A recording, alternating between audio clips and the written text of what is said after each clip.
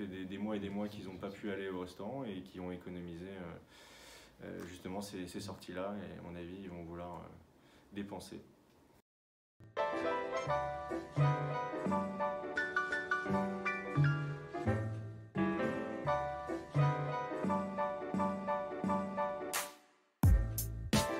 Alors nous on a repris l'hôtel Saint-Julien qui est placé place du Ralliement il y a 3 ans avec mon associé.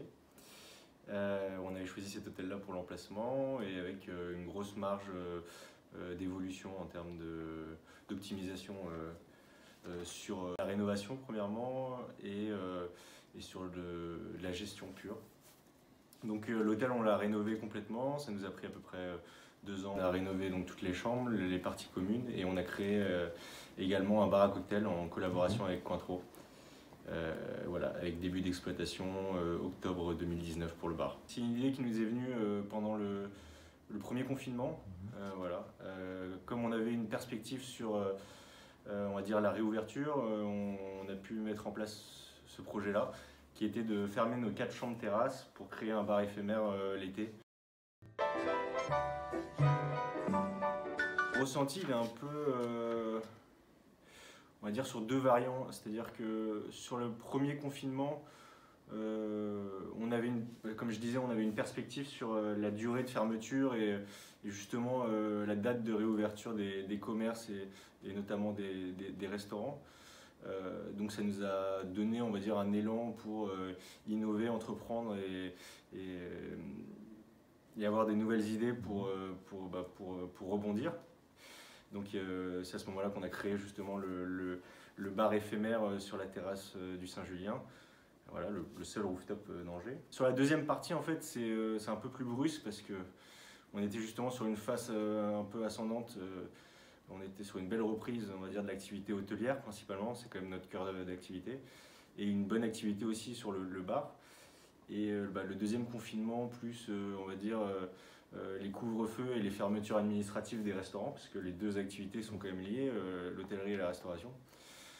Là, on n'a pas vraiment de visibilité sur ni une date de réouverture, ni quoi que ce soit. Donc c'est vrai qu'il y a un peu plus de lassitude et on est plus pessimiste, on a moins envie d'entreprendre que sur la première vague. Dès la reprise après le premier confinement, on a dû se mettre aux normes, hein. Donc c'est des postes avec des gels hydroalcooliques sur chaque étage, le port du masque du personnel, de porter le masque pour les clients dans les parties communes, voilà, réorganisation du petit déjeuner avec pareil des gels sur chaque poste pour que les gens se désinfectent les mains avant de toucher les ustensiles. Maintenant, on a mis tout le monde au chômage partiel. On s'occupe de l'hôtel avec mon associé. Donc c'est full time, on se partage la semaine, on ferme le week-end parce que qui irait dans un hôtel avec un couvre-feu à 18 h et les restaurants qui sont fermés pour du tourisme, c'est pas jouable. Donc pour l'instant, il n'y a que la clientèle d'affaires qui est présente et qui nous prend, on va dire, qui nous permet de faire un taux d'occupation de 40 sur la semaine, du lundi au jeudi. Au niveau de l'hôtellerie, déjà pendant un bon laps de temps, on va se focaliser déjà sur notre clientèle affaires qui va à mon avis revenir dès que les mesures sanitaires seront un peu moins importantes, c'est-à-dire notamment le couvre-feu et la fermeture des restaurants, parce que qui dit aller à l'hôtel, il faut bien se restaurer le soir. La clientèle tourisme, elle va revenir, mais ça va être du tourisme national et peut-être européen dans un premier temps.